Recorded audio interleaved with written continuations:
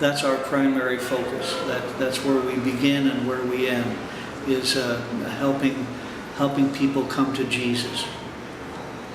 We don't have a very large success rate, but that's okay. If we had only 1% who would complete the program and go on to serve the Lord, that'd still be 1% more than if we weren't here. We basically have a drug and alcohol rehab program that runs 25 months all told. And then we also have overnight emergency services, which include showers, meals, Spanish and English services. And of course, we do about 1,800 meals a day here. Basic subsistence is available to anyone that walks through our doors that has a need. That's 3 hot meals a day, hot showers, emergency sleep. We provide people with hygiene, products that they can use while they're showering. Very basic needs. We are placing people into housing, jobs. We work with the mentally ill. On site we have showers. We have 32 respite beds where people can get off the street and sleep for 8 hours.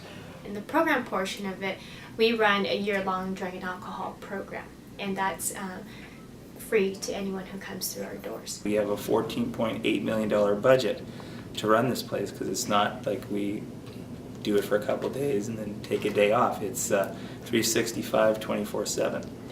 In our 95-year history, we've been continually privately funded. The other thing that really sets us apart is that we're a non-religious facility. We are a Christian organization. We've been around for almost 75 years. We take no government funding. And we do that because once if the government comes in, then they can basically tell us what we need to teach or not teach. We also have discipleship training, Christian discipleship training, which is we ask men for a 60-day commitment. They come, they learn the Christian basics, prayer, getting around in the Bible, how to receive leadership, how to walk by faith, the Christian basics.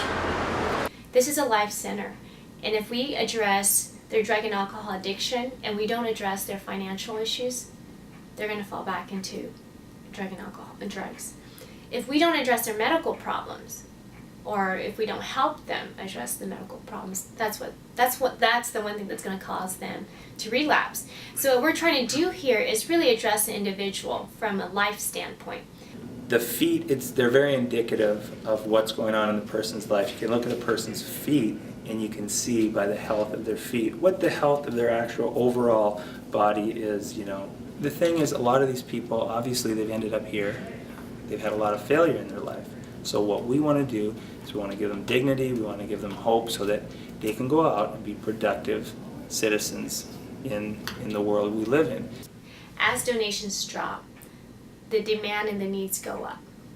And so we're seeing more working families who traditionally are not our normal, clientele that walks through our doors. Mm-hmm. I mean, you have families who are working families who are now jobless.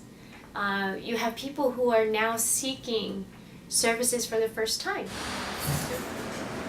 Supposedly this is an area of poverty, but when I look out the door, I don't see any poor people out there. These poor people are dressed in rags and are starving. When I look out the door here, I see a bunch of well-fed, well-dressed people running around doing whatever they want to do instead of doing what they need to do. As I've said a number of times, I don't really see a homeless problem around here. These aren't homeless people, they're vagabonds. And there's a difference. A homeless person is out on the street because there's no place for them to go. A vagabond has chosen to stay on the street, to live the homeless life. The real reward is like actually seeing people that feel like they have no hope, and they've made such a mess of their lives.